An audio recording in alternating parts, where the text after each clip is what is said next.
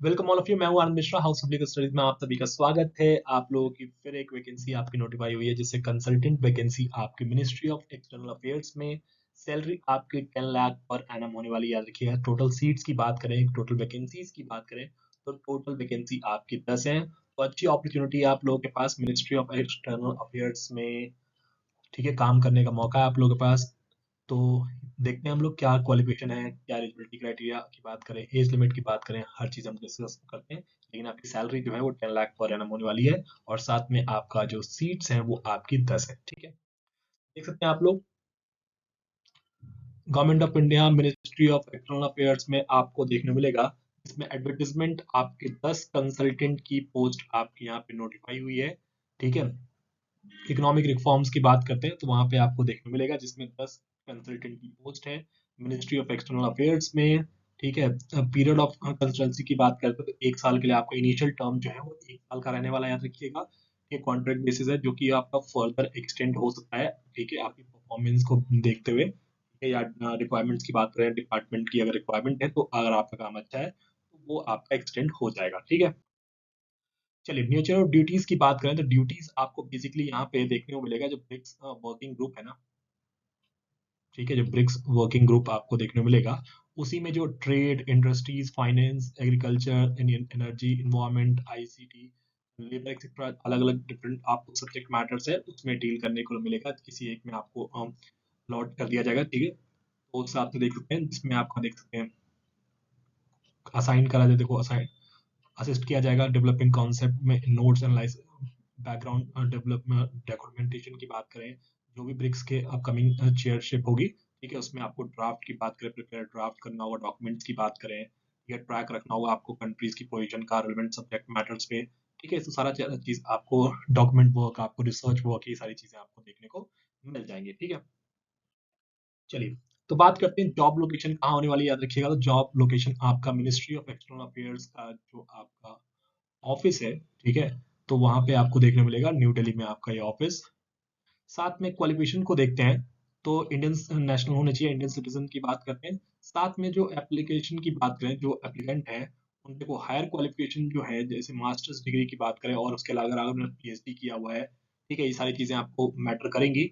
तो इंडियन या international institution या यूनिवर्सिटी से आपने किया हो मास्टर्स डिग्री, ठीक है, और साथ में या तो मास्टर हो या आपने किया हो, या बेसिकली आप मान लीजिए पीएचडी परस्यू कर रहे हैं किसी भी फील्ड में, चाहे वो इकोनॉमिक्स की बात करें, डेवलपमेंट कॉपरेशन की बात करें, डेवलपमेंट पार्टनरशिप की बात करते हैं, इंटरनेशनल रिलेशंस में अगर आपने किया है, इंटरनेशनल लॉ में आपने अगर किया है मान लीजिए, ठीक है, मास्टर्स अपनी, इंटरनेशनल डेवलपमेंट स्टडीज की बात करते हैं, पब्लिक एडमिनिस्ट्रेशन, इंटरनेशनल ट्रेड, ठीक है, यहाँ भी आपको इन्वायरमेंट में अगर मान लीजिए किया है आपने masters, and climate, trade, agriculture, labour economics, energy, health, disaster management, anti corruption और रिलेटेड सब्जेक्ट, ठीक है। तो इन सब में से कोई भी अगर टॉपिक, क्योंकि ये सारे टॉपिक्स आपके ब्रिक्स में सब्जेक्ट मैटर रहते हैं, तो इनमें से किसी भी सब्जेक्ट में आपकी मास्टर्स डिग्री या उससे ऊपर, चाहे वो एमफिल हो, पीएचडी हो, आप परस्यू कर रहे हैं या आपने कर लिया है, तो आप ऑब्वियस बात है यहाँ पे एलिजिबल है। कोई और आपको एक्स्ट्रा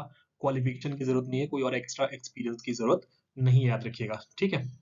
बाकी आपकी जो एक्सपीरियंस होगा, ठीक है, जो हम बात देखो, good writing and analytical skills, ठीक है, जो पॉलिसी मेकिंग और एडवोकेसी की बात करते हैं, इसमें स्पीच राइटिंग, एनालिटिकल राइटिंग और प्रिपेयर नेगोशिएशन स्ट्रेटजीज आपकी अच्छी होनी चाहिए।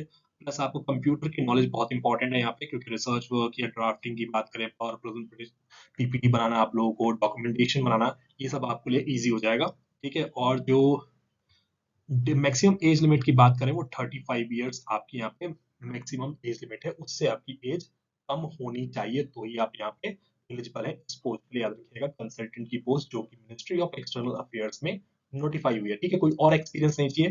क्वालिफिकेशन की बात करें तो एजुकेशनल क्वालिफिकेशन के बेसिस पे आपका यहाँ पे सिलेक्शन हो रहा है, याद रखिएगा, जहाँ पे आपकी मास्टर्स डिग्री हो या उससे ज्यादा कोई और डिग्री, चाहे पीएचडी या एमफिल की बात करते हैं, वो अगर आपके पास है, पर्टिकुलर सब्जेक्ट्स की लिस्ट आपको दी गई है, इनमें से किसी के सब्जेक्ट में आपने मास्टर्स डिग्री या उससे ज्यादा कोई और बेसिकली हायर डिग्री तुम अपने पास है आपके पास, तो आप एलिजिबल है। 35 ईयर्स से कम एज है, कोई और एक्सपीरियंस नहीं मांगा गया, याद रखिएगा। लेकिन आपको कंप्यूटर की नॉलेज बहुत इंपॉर्टेंट है, चाहे वो एक्सेल की नॉलेज हो, वर्ड की बात करें या पावर प्रेजेंटेशन की बात करें, ठीक है। ये सारी चीजें आपको आनी चाहिए। रेमुनरेशन को देखते हैं, तो रेमुनरेशन आपका जो सिलेक्टेड कैंडिडेट्स होंगे उनको maximum 10 lakh rupees per annum दिया जाएगा।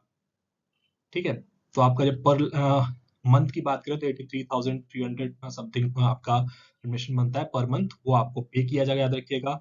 कोई और याद रखिए कॉन्ट्रेक्चुअल बेसिस जॉब है, कोई और अदर बेनिफिट्स आप लोग नहीं अवेल कर सकते हैं, चाहे वो प्रोविडेंट फंड हो आप लोगों के लिए, पेंशन हो, ग्रेचुटी की बात करें, मेडिकल अटेंडेंस ट्रीटमेंट की बात करें, सीनियोरिटी प्रमोशन, इनमें से कोई भी चीज आप क्लेम नहीं कर सकते। आपको फिक्स रेमुनरेशन मिलेगा जो कि आपका 83,300 होगा, पर मंथ आपको पे किया जाएगा, जो कि एनुअली बनता है आपका 10 लाख रुपए पर एनम। ठीक है, मेरा कोई भी एचआरए आपको नहीं दिया जाएगा, ना एकोमोडेशन आपको प्रोवाइड किया जाएगा, ना आपको अगर आप एकोमोडेशन नहीं प्रोवाइड करते तो उसके लिए अगर आपने वो सोचना है कि एचआरए हमें मिलेगा, ठीक है, तो ये सारी चीजें मिलेंगी। जो आपका वर्किंग आवर है, नॉर्मल वर्किंग आवर्स आपके 9 बजे से लेके 5:30 बजे तक आपका टाइम यहाँ पे देखने को मिलेगा, जो गवर्नमेंट ऑफिस का टाइम आपको यहाँ पे देखने को मिलता है। ठीक है, चेंज किया जा सकता है। ठीक है, सैटरडे संडे आपका क्लोज रहेगा, याद रखिएगा, वर्किंग नहीं है, याद रखिएगा। ठीक है, कोई भी याद रखिएगा क्लियरली मेंशन किया और बार बार मेंशन किया गया है कि कोई भी एक्स्ट्रा अलाउंसेस आपको नहीं दिया जाएगा। क्लियर सबको,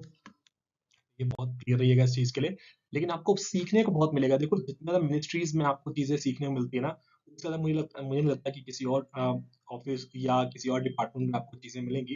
ठीक है, मिनिस्ट्रीज में आपको बहुत अच्छा एक्सप्लोजर मिलता है। तो अप्लाई कैसे करना है, तो फिर बात आती है कि अप्लाई आपको कैसे करना है। तो जो आपकी ऑफिशियल वेबसाइट है, उसी पे नोटिफिकेशन, जो ऑफिशियल नोटिफिकेशन है मिनिस्ट्री ऑफ एक्सटर्नल अफेयर्स पे, जिसका डिस्क्रिप्शन बॉक्स में मैं लिंक मेंशन कर दूंगा, वहां से आप लोग देख सकते हैं। इसमें एनेक्चर में परफॉर्मा दिया गया है आपका कि कैसे आपको ऑफलाइन फॉर्म भरना है और ऑनलाइन में आपको ईमेल करना है, दोनों ही तरह से आपको यहाँ पे मोड दिए गए हैं, याद रखिएगा। तो जो डॉक्यूमेंट्स आपके हैं, सर्टिफिकेट्स हैं, जो एजुकेशनल क्वालिफिकेशन को प्रूव करते हैं और एक्सपीरियंस की बात करते हैं, वो शो करते हैं, वो आप अटैच करने याद रखिएगा। और दोनों ही मोड आपको यहाँ पे दिए गए हैं। ऑनलाइन मोड दिया गया है, सॉरी ऑफलाइन मोड है पहले, जिसमें आपको रजिस्टर्ड पोस्ट के थ्रू सेंड करना है, जिसमें एनवलप के ऊपर आपको क्लियरली मेंशन करना है, साथ में application for position of consultant in MER division of ministry of external affairs. ठीक है, और यहाँ पे आपको भेज देना है। ये पोस्ट बाय पोस्ट की बात करते हैं, वो आपको स्पीड पोस्ट कर दीजिए, रजिस्टर पोस्ट कर दीजिए यहाँ पे। लेकिन अगर आपको लगता है कि नहीं ऑफलाइन ही मोड में मुझे नहीं भेजना, मुझे ऑनलाइन मोड में अप्लाई करना है, तो उस केस में जितने भी सपोर्टिंग डॉक्यूमेंट्स हैं वो सब आपको साथ में अपना नाम बेसिकली और पोजीशन किसके लिए बेसिकली अप्लाई कर रहे हैं, तो अप्लाई किसके लिए कर रहे हैं, application for position of consultant in MER division of ministry of external affairs, आप बेसिकली वहाँ पे सब्जेक्ट में मेंशन कर सकते हैं और अपना सबमिट कर सकते हैं फॉर्म। कहाँ पे, ये है ईमेल आईडी। ठीक है, तो चाहे वो आप ऑफलाइन अप्लाई कीजिए या ऑनलाइन अप्लाई, दोनों ही मोड में आपको यहाँ पे देखने को मिलेगा। जो मिनिस्ट्री ऑफ एक्सटर्नल अफेयर्स है वो रिव्यू करेगा एप्लीकेशंस को, कितनी application, number of applications receive हुई हैं, उसके बेसिस पे शॉर्टलिस्ट किया जाएगा कैंडिडेट्स को इंटरव्यू या रिटन टेस्ट के लिए। अगर ज्यादा कैंडिडेट्स अगर अप्लाई करते हैं तो हो सकता है कि पहले अगर आप अच्छी खासी एप्लीकेशंस रिसीव होंगी तो रिटन टेस्ट किया जाएगा, कंडक्ट कराया जाएगा, उसके बाद शॉर्टलिस्ट किया जाएगा इंटरव्यू के लिए। लेकिन ऐसा भी होता है कि डायरेक्टली आपको इंटरव्यू कॉल आ जाए। ठीक है, तो शॉर्टलिस्ट कैंडिडेट्स को फिर उसके बाद बता दिया जाएगा, इन्फॉर्म कर दी जाएगी इन्फॉर्मेशन ईमेल के थ्रू, याद रखिएगा। लास्ट डे की बात करें तो लास्ट डेट आपका एप्लीकेशन की भेजने की लास्ट डेट जो है वो आपका 16 जनवरी 2026 है, 5:30 बजे तक आप भेज सकते हैं, याद रखिएगा। ठीक है, अगर आप मान लीजिए मिस कर जाते हैं कि आपको टाइम नहीं मिलता हार्ड कॉपी सेंड करने का, तो उस केस में आप सबसे सेफ ऑप्शन है फिर आप ईमेल के थ्रू ऑनलाइन मोड में अप्लाई यहाँ पे वैकेंसी के लिए कर सकते हैं। ठीक है, कोई भी दिक्कत हो, डाउट हो, आप कनेक्ट कर सकते हैं मुझसे, और इंस्टाग्राम, व्हाट्सएप या टेलीग्राम के थ्रू जुड़ सकते हैं मुझसे। और सबसे इम्पोर्टेंट, कोई भी दिक्कत हो, डाउट हो, आप यूट्यूब चैनल सब्सक्राइब कर लीजिए, ताकि आप लोग कमेंट सेक्शन में कोई भी दिक्कत हो, क्वेरी हो, तो आप लोग वहां से पूछ सकते हैं। Thank you so much.